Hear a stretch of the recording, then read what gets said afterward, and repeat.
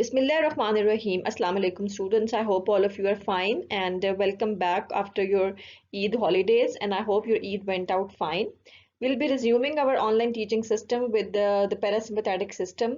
We have so far covered the parasympathetic system, which is also called cholinergic system, in which we discussed about the directly acting and indirectly acting parasympathetic drugs. And in the indirectly acting, we have so far covered reversibly acting and irreversibly acting. This lecture is basically, I have labeled this as a quick recap. I'll be discussing a few MCQs related to the parasympathetic system, and we'll be discussing the correct options and rule out the wrong ones as well with logics. So it's basically a summary or a quick recap of this whole system. So let's move on to the first slide. So the question is, acetylcholine has a very short half-life, about 5 to 20 seconds, and has a little therapeutic value due to rapid breakdown by which enzyme listed below. You all know this is a very important question. In this whole question, I am telling you about two important MCQs as well. Firstly, that acetylcholine has no therapeutic clinical use in humans. All right, so it has only value in the experimental pharmacology. Okay, so but other choline esters like methacholine, bethanycol, they have value in the humans as well. So the rapid breakdown of the acetylcholine is by which enzyme? If you recall from the diagram, which I'll be showing you about the cholinergic nerve terminal, then you will well appreciate that how acetylcholine was formed and how it was degraded. So the enzyme is acetylcholine esterase. This is the correct option.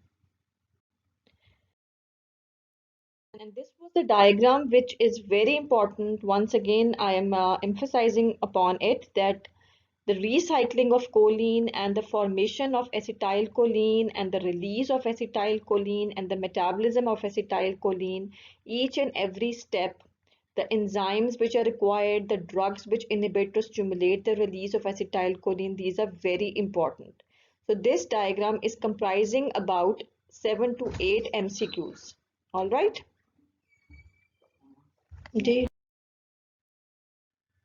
So the next question is, a 50-year-old female with open-angle glaucoma is given topical pilocarpine to treat the glaucoma. Which of the following best explains the beneficial effects of this drug to treat glaucoma? First of all, you all should know what is glaucoma and what is the pathophysiology of glaucoma. So glaucoma is a condition in which there is increased intraocular pressure. All right. So there are two reasons. Either there is increased synthesis of aqueous humor, and the other reason is there is obstruction to the outflow of the aqueous humor. So how to treat glaucoma? You have two treatment strategies. Either you decrease the synthesis of aqueous humor, or either you increase the drainage of aqueous humor. All right. So if you talk about pilocarpine, first of all, you should know what is pilocarpine. You have so far covered whole of the parasympathetic agonist drugs. So pilocarpine, if you recall, pilocarpine was the direct acting parasympathetic agonist. All right. It is not the indirect acting, it is the direct acting. And indirect acting, if you recall from the classification, there are esters or alkaloids. So alkaloid, it is an alkaloid. And what is an alkaloid? This is a very important Viva question as well. All right. So what is an alkaloid? Alkaloid is an extremely complex nitrogenous compound. All right. And these are obtained mainly from the plants. And at the end of their names, they have INE, like atropine, pilocarpine, nicotine. All right. So it is a parasympathetic agonist, which is a direct acting alkaloid. So we have two strategies to treat the glaucoma. So let's see. Activation of ciliary muscle to increase the aqueous humor outflow. Activation of pupillary sphincter or the circular muscle to produce meiosis. Decrease carbonic anhydrase activity. Inhibition of beta-adrenergic receptors. Reduction in aqueous humor production. So first of all, if you see that reduction in aqueous humor production is done by beta blockers. All right. So we have not covered the sympathetic system so far. So I'm not giving or discussing an MCQ which is comprising of sympathetic system. So you can rule out. Then inhibition of beta adrenergic receptors. Since this pilocarpine has nothing to do with the beta receptors, pilocarpine is a parasympathetic agonist. So it would be acting on either the muscarinic receptors or the nicotinic receptors. Then the third one is decreases carbonic anhydrase activity. This is the action of a diuretic which will be covering in the cardiovascular system, that is acetazolamide, and it decreases the synthesis of aqueous humor. All right. So we have left with two options. So let's see activation of ciliary muscles to increase the aqueous humor outflow and activation of pupillary sphincter circular muscle to produce meiosis. So basically, to increase the aqueous humor outflow or the drainage, you need to contract the ciliary muscle. All right. So ciliary muscle contraction is done by the parasympathetic agonist, and which is pilocarpine. All right. So which are the receptors located on this ciliary muscle? You all should know the receptors are on the smooth muscle. The receptors are M3. If you recall, the muscarinic receptors mainly of three types: M1, M2, and M3. So M2 was located in the heart and it has got inhibitory action, whereas M3 is located on the smooth muscle, whether it is of the bronchi, it is of the ciliary muscle, all right, or any other exocrine gland. These are M3, and M1 is located in the CNS and in the gastric parietal cells, which is involved with the production of HCl. All right. So the answer to the question is activation of ciliary muscle to increase the outflow of aqueous humor, and the muscle is M3, and these are activated the ciliary muscle and contract and increase the outflow of aqueous humor out of the canal of Schlemm, right? So you need to answer the question by logically, that you should know which drug is acting on the ciliary muscle, which is acting on the beta receptors, which is acting on the muscarinic receptors. So that is why we emphasize again and again that you should know on the fingertips the location of receptors, their second messenger system, and their post receptor mechanism. Very important university question. You can note down. This is a very important university question. You will be provided with different receptors, like, and you should be given that in tabulated form, write the location, post receptor mechanism, and type of receptor of the following receptors. Like you can be asked alpha 1, M2, M3, or nicotinic. So when you know it, then you can easily make a table and write. This is just going to give you mathematical marks. So if we move on to the next question, that is about a disease which is very important, myasthenia gravis, and which of the following drugs is used to diagnose this condition. So at this point, you should know there are two things which you should be able to differentiate. One is diagnosis of myasthenia gravis and other is treatment of myasthenia gravis.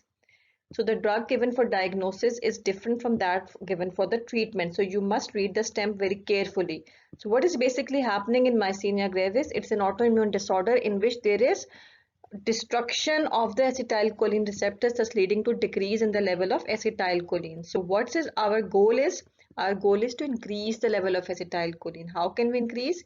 By giving those drugs which can inhibit the metabolism of acetylcholine. So which enzyme was metabolizing acetylcholine? That was acetylcholine esterase. So we give acetylcholine esterase inhibitors, and the other name for these drugs are indirectly acting parasympathomimetic or indirectly acting cholinergic agonist. All right. So atropine, if you see, atropine is anticholinergic. So it is totally opposite to that what is required to diagnose. Neostigmine, this is an indirectly acting acetylcholine esterase inhibitor. Alright, so this is the correct option. And another thing which you should know at this point is that neostigmine and physostigmine, these are both alkaloids, and they are indirectly acting. And this, another question which can be asked at this point is that why neostigmine is preferred for the treatment of myasthenia gravis. So why? In case of neostigmine, it has more effect on the neuromuscular junction as compared to physostigmine. So for the treatment of myasthenia, we give neostigmine. But the question is for the diagnosis. So for the diagnosis, which drug is given? It is given edrophonium. Edrophonium is not given for the treatment, only for the diagnosis. This is another question which can be asked in this way. So edrophonium is not given for the treatment, rather only for the diagnosis. What's the reason? Reason is that this drug is very short acting. Its half-life is very short acting. All right, so we give it only for the diagnosis. If a patient comes to you with a muscle fatigability and weakness, is unable to stand up while sitting, or he is unable to perform its action, so if the physician has to diagnose you, we give an injection of edrophonium, and if within minutes the muscle strength of the patient improves, then we can say that the patient was suffering from myasthenia gravis, but it is given only for the diagnosis. Then if we talk about bethanycol is also a cholinergic agonist, but it's a direct acting, it's a ester. It's an ester like bethanycol, methacholine, and carbachol. Then we have palidoxime. This is a drug which is used for the treatment of organophosphorus compound poisoning. It's basically the enzyme regenerator. All right. So from this, only one small MCQ, you can have a quick recap about the various types of the cholinergic agonist. In myasthenia gravis, as you can see that the normal neuromuscular junction, there is release of acetylcholine. It binds to the acetylcholine receptors. All right. So students, at the neuromuscular junction, there are present which type of receptors for acetylcholine? There are basically N-M receptors. Okay. But what happens in myasthenia gravis? There is acetylcholine receptors are blocked by antibodies. These are autoantibodies. So of course, acetylcholine is unable to bind to its receptor, so there would be no transmission at the neuromuscular junction, and there would be muscle contraction would be affected. The patient would present with the muscle fatigability. Another question, which is a 34-year-old farm worker is brought to emergency with symptom of respiratory distress, profuse sweating, salivation, pupillary miosis, and starting to convulse. He had been spraying insecticides to Archikov field with a drum of insecticide spilled into him. You suspect phosphate poisoning. Which drug would you administer to prevent permanent inhibition of acetylcholine esterase enzyme of this patient? All right. So this is a clear cut, it's a scenario, but in this scenario the examiner has given you the answer as well, that he's talking about organophosphate poisoning. But you can be also asked an exam without telling that it was a case of organophosphate poisoning. You can be just giving a clue that he was a farm worker. All right, so he has given you the whole scenario in a very easy way, and he's also telling about how to prevent the inhibition of this enzyme. So basically we are going to give the enzyme regenerator. All right, although there is atropine. Atropine is the antidote for this acetylcholine excess. All right, well, for example, in case of organophosphorus compounds, this is an antidote. But over here, he's talking about the inhibition of the enzyme. So we have to give the enzyme regenerator, and that is pralidoxime. This is a very important question, can be asked directly in a scenario, can be asked indirectly, like you can be asked how would you treat a case of organophosphorus compound poisoning. You can also be asked at what is the rationale for the use of pralidoxime in organophosphorus compound poisoning. All right, so there are various methods by which you can be asked about this question. So the answer was E, that is pralidoxime. So the next question is, a 44-year-old male has symptoms of diplopia, ptosis, and general muscle weakness. So again, he's telling about the signs and symptoms of which disease? Myasthenia gravis. He becomes fatigued easily, especially with repeated activity. Neurological examination shows no other signs. Edrophonium, 2 milligrams it administered IV, and definitive improvement in muscle function is observed. A drug which produces an increase in acetylcholine levels at the neuromuscular junction is used to treat this patient's symptom. What drug was most likely used? So in this question, it is also a scenario based, but it's a direct question in which he is giving the whole clinical features of myasthenia gravis. He's also telling that if we were giving edrophonium, it increases the muscle strength temporarily. But he's at the same time asking which drug is given for the treatment. So this question is not about the edrophonium, it's about the treatment of the patient. So we are going to give the indirectly acting parasympathomimetics, and we just discussed that in indirectly acting reversible ones we have neostigmine, physostigmine, pyridostigmine, all right, and edrophonium. Since edrophonium has a short half-life, so it would be given only for the diagnosis. For the treatment, we rule out physostigmine because physostigmine has less effects on the neuromuscular junction. We have either neostigmine or pyridostigmine.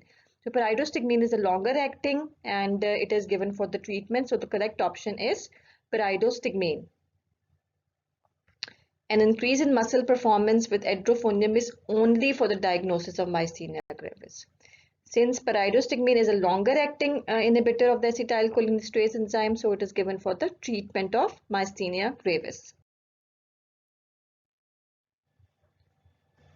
So the next question we have is a 34-year-old male complains of blurred vision that progresses to tunnel vision and headache.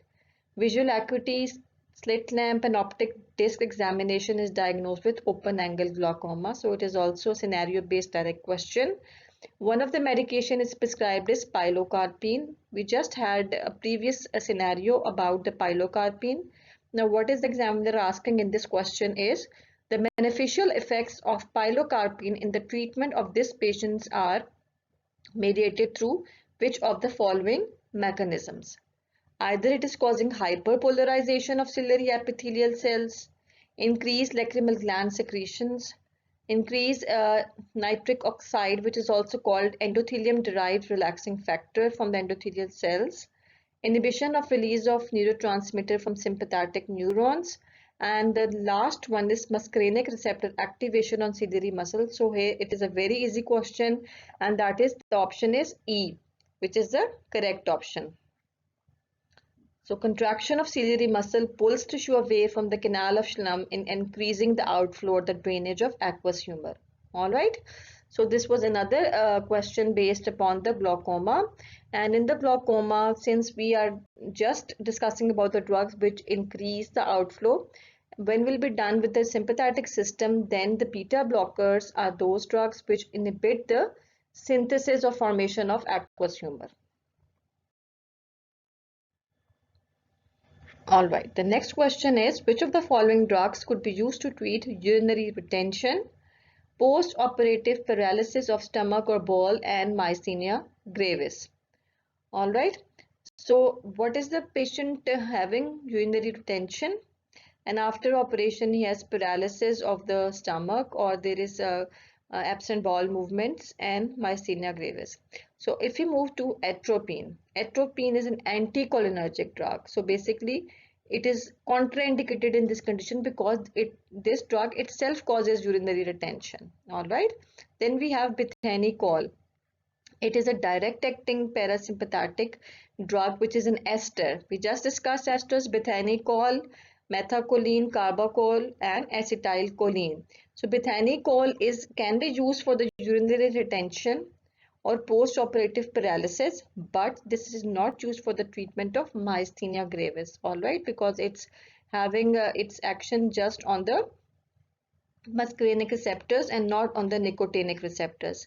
Then we have neostigmine. Of course, neostigmine has dual action, that is also acting on the muscarinic receptors and on the nicotinic and M receptor, and is used for the treatment of myasthenia gravis. So the correct option is C.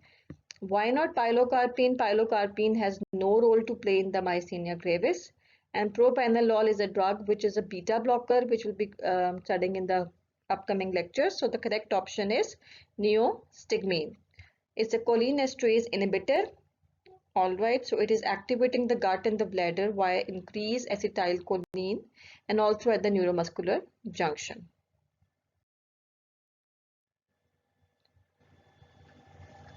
So the last question for today's lecture is, which of the following is a symptom of cholinesterase inhibitor poisoning? Now think about a patient who is having excess of choline esterase inhibitor. So first of all, choline esterase is an enzyme. You just want to know okay, what is happening, which is a drug. So choline esterase inhibitors are those drugs which are going to inhibit the acetylcholine esterase enzyme, so thereby increasing the level of acetylcholine. So what is happening? There is symptoms, signs and symptoms of cholinergic excess. You have to make the diagnosis of cholinergic excess. Either there is bronchoconstriction, constipation, dry mouth, mydriasis, or urinary retention. So which is the correct option? Of course, all other signs and symptoms are those of the anticholinergic, because these parasympathetic system or acetylcholine, it causes the constriction of the smooth muscles. It increases the peristalsis, increases the salivation, it causes the meiosis in the eye and may cause lead to increased maturation. So the only correct option is bronchoconstriction. So let's move on to mnemonic for the excess of this parasympathetic acetylcholinesterase inhibitors, that is DUMBLEST. We already discussed about it in detail. Diarrhea, urination, meiosis, which is constriction of the pupil. Then we have B for bronchoconstriction, bradycardia. Bronchoconstriction is because mainly of the smooth muscles like M3, and bradycardia because M2 in the heart, they are inhibitory.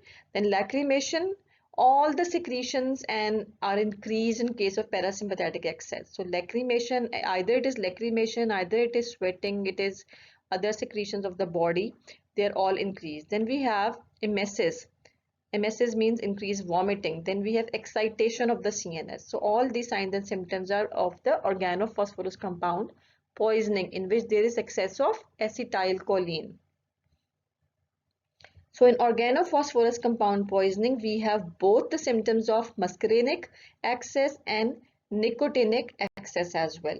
As you can see, some students memorize this mnemonic not by DUMBLEST but by sludge. If you move on, S is for salivation, L is for lacrimation, U for urination, D for defecation or diarrhea, and G for GI cramps, and E for emesis. So you can also memorize it this way. And in this case of nicotinic excess, there would be increase in tension, weakness, and paralysis of the muscle. And patient may present with hypertension and muscle weakness, muscle twitching and fasciculation, and in the end there may be paralysis. So you remember one thing, in case of organophosphorus poisoning, whenever you are asked about the signs and symptoms, you have to write both the muscarinic stimulation and nicotinic stimulation as well. All right, so with that we end today's lectures. I hope it was a useful one, and we'll be making a fresh start by discussing about the anticholinergic drugs, and the main prototype drug is atropine. Our next lecture would be on atropine. That's a very interesting topic because it's not only interesting but also very important from the examination point of view. There are many drugs which are having actions like that of atropine, so we call them as atropine-like drugs. So we'll discuss them in detail, and with that, the best of luck. And for your for your assignment, what you have to do is that you have to write down the rationale for the use of pralidoxime in organophosphorus compound poisoning. We have covered this topic before, and you just have to write down the rationale. And what is rationale? I have told you earlier. It's the right drug for the right disease for the right at the right time. So you have to write down why are we giving pralidoxime for the treatment of organophosphorus compound. How does it reverse the poisoning, or how does it regenerate the enzyme? So you can make a flow chart, you can make a diagram, whatever suits you, but do go through the books and write down the answer of this question. Thank you very much, and Allah Hafiz.